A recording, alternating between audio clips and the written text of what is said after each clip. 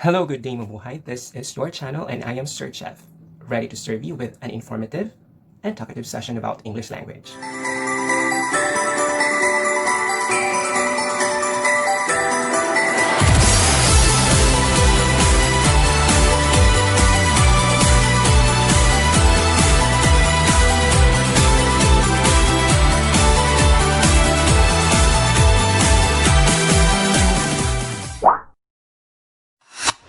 And speaking of English language, for this very first episode of Teach English, we are going to talk about the words that are uniquely used here in the Philippines. Though we are not pinpointing that these words are misused, but if you're going to use them internationally, there might be miscommunication because these words are differently used also in another country. So there is a need for you to neutralize your language. So it's very important that you are aware, you are culturally aware of these words. And speaking of English language, for this very first episode of Teach English, we are going to discuss about some words that are uniquely and differently used here in the Philippines. So we cannot say that these words are misused because we already have the concept of world Englishes. And this concept of world Englishes states that there are types of English or varieties of English around the globe. Therefore, we have this own variety which is known as the Philippine English. However, for the purpose of international communication, it's very important that we neutralize, we know how these words are internationally used, so we avoid having miscommunication. But for as long as you understand each other, then there's no problem if you use it uniquely or differently. What is important is that you have the same thought whenever you communicate with the other person. For us to be aware of these words and expressions that are uniquely used in the Philippine context, let's start listing them. First, the word full-fledged. Actually, there's no word full-fledged in the Merriam-Webster dictionary. The way we spell full-fledged is actually F-U-L-L, you have the hyphen, and then F-L-E-D-G-E-D. So commonly, most Filipinos would spell it as F-U-L-L hyphen and then P-L-E-D-G-E-D.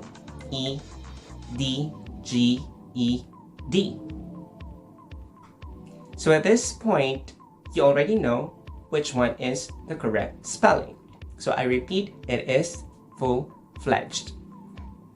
Second, the word savage.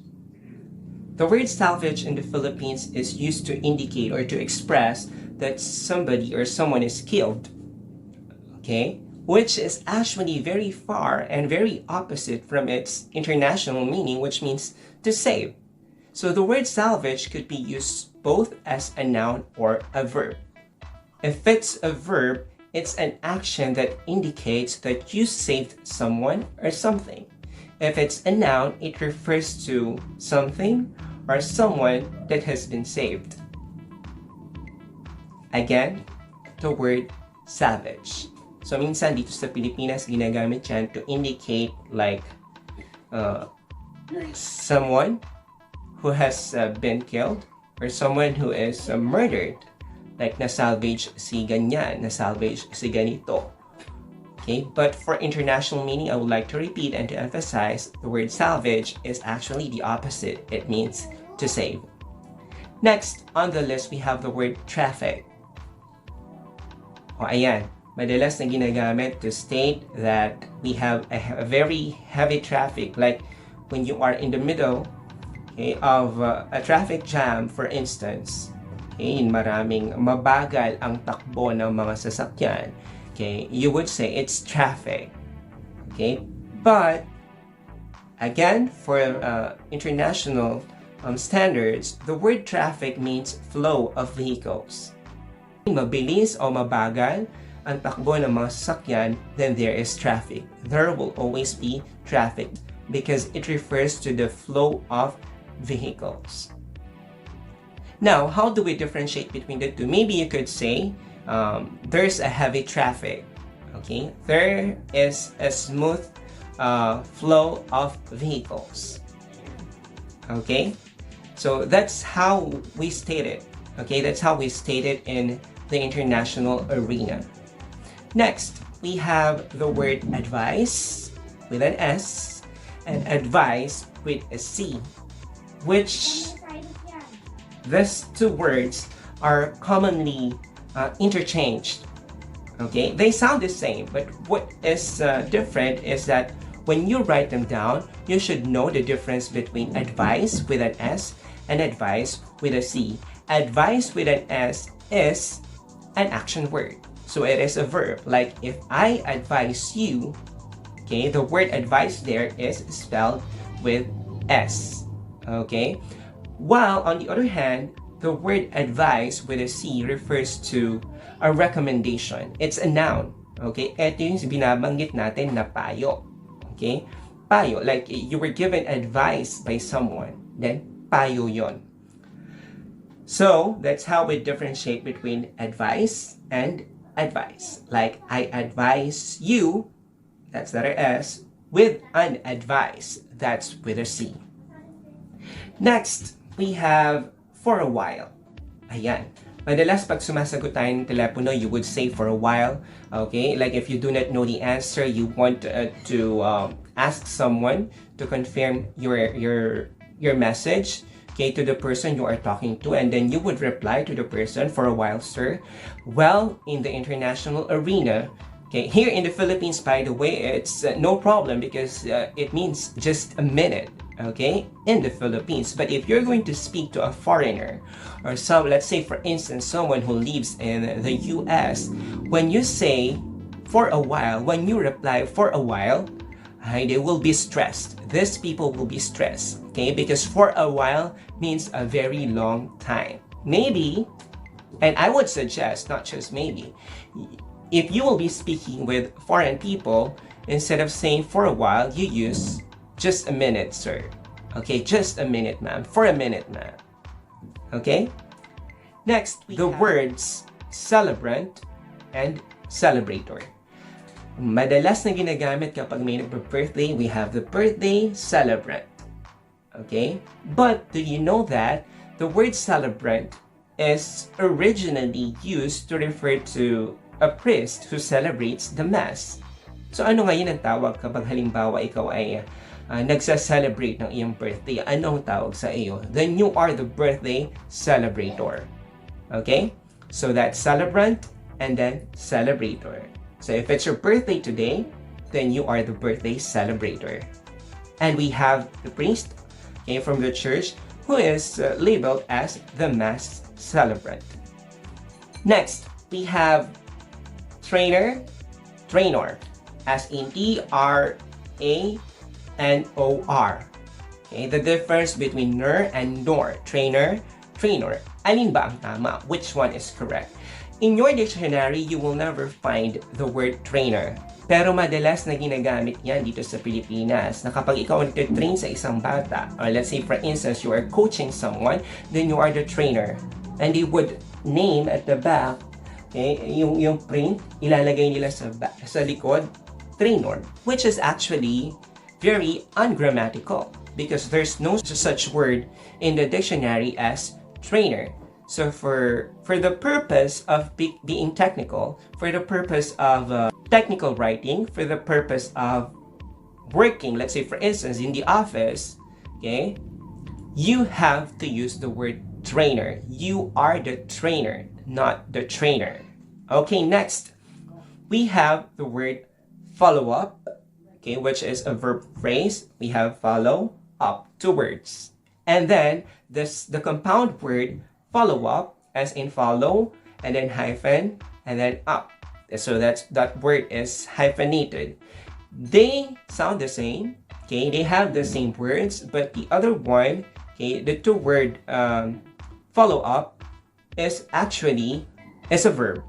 Okay, I repeat, the two word follow up is a verb. ito ay kilos. Like you need to follow up the reports from the office. So it's follow and up, two separate words. But if you're going to use the word follow up, which is a noun and which is hyphenated, that refers to an action. Let's say, for instance, your follow-up checkup. Okay, do you have the follow-up? Okay, do you have this what we call follow-up action in order to update yourself? Okay, so I repeat, follow up to words, that is a verb. Okay, follow up hyphenated, that is a noun. Next, we have tuck in, tuck, and untucked. Commonly, dito sa Pilipinas, ginagamit yung word na, yung phrase na tuck in. But, okay, in our international English, you do not say tuck in, because when you say tuck your shirt, that automatically means to put your shirt or your top inside your pants. That's tuck your shirt. So let's remove in.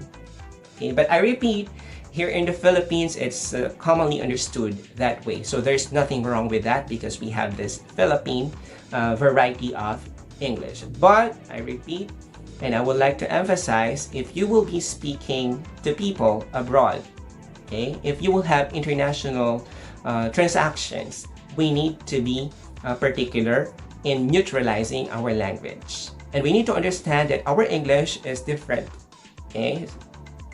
It's different from their English. So how do we say, remove your shirt from being tucked? Then you use the word untucked. That's U-N-T-U-C-K, like untuck your shirt. So tuck your shirt and then untuck your shirt. Okay.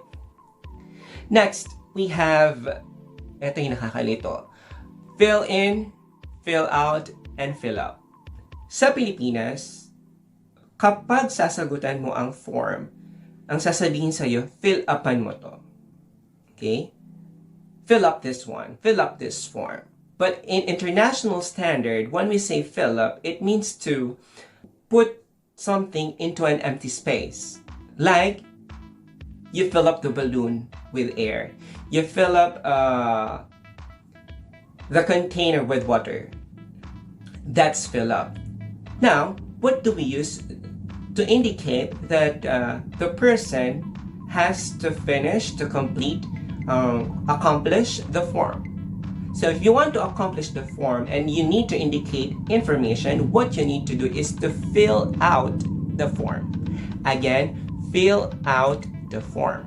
Okay? Fill out the form means to complete or to accomplish your form. And we also have this what we call fill in. Okay? So fill in, fill out, fill up. Nakakalito. But you need to be aware of the differences of these three. So for fill in, we use it if there is a gap. Okay, let's say for instance, during examination, we use the instructions, fill in the blanks, because there is a gap. So you have to fill in that gap. So that is fill in. So fill in, fill out, and fill up. I repeat, fill in if there is a gap, fill out if you have to accomplish the form, to complete the form, and then fill up if there is an empty container which you need to put something or an element inside, just like fill up the balloon with air. Or remember that English language is continuously changing. So in the future, we do not know if these words will mean the same as what we used to. What is important is that you are aware, you know for a fact that there is this concept of language change and there is this concept of world Englishes, that English in one nation may be used differently in another nation. My English, the English of the Filipinos, the Philippine English is different from Japanese English, is different from Malaysian English, Singaporean English, the American English, and the British English. What you need to do is to understand that we use these words in context, and we need to be culturally aware so that there will be communication and you will become a good communicator. So that's all for today's episode. I hope you've learned a lot from our session. Until next time, see you.